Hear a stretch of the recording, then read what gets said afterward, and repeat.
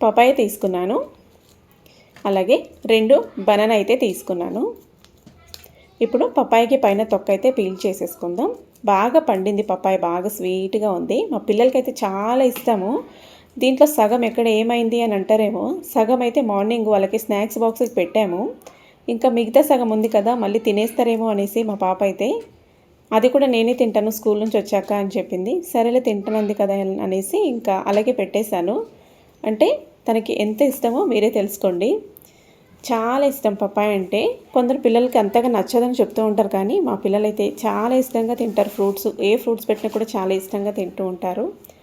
So ఈ papaya కూడా ఒక స్టోరీ ఉంది. మా చిన్నప్పుడు అస్సలు తిననిచ్చేవాళ్ళు కాదు, ఇప్పుడేమో చిన్న పిల్లలు కూడా పెట్టేస్తున్నాం మేమైతే.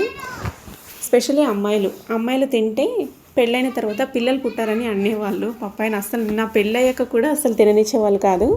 నేను ఇక్కడ తిన్నాను అని చెప్పినా కూడా నీకు పిల్లలు వద్దా అని చెప్పేవాళ్ళు.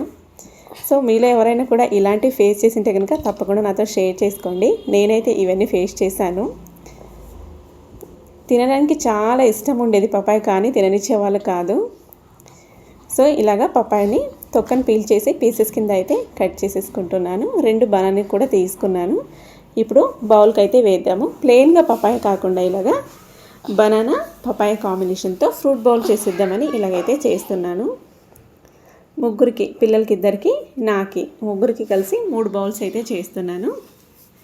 సో మీలో ఎంతమందికి పపాయ అంటే ఇష్టము, ఎంతమందికి పపాయ అంటే నచ్చదు నాతో షేర్ చేసుకోండి. అండ్ అలాగే పపాయతో ఇంకేమైనా చేయొచ్చా అని కూడా తప్పకుండా షేర్ చేసుకోండి.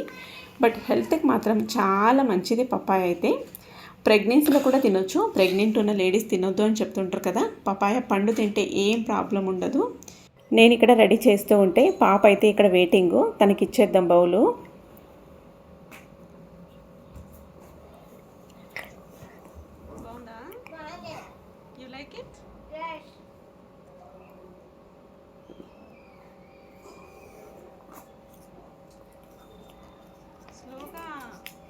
బాయ్ చెప్పు.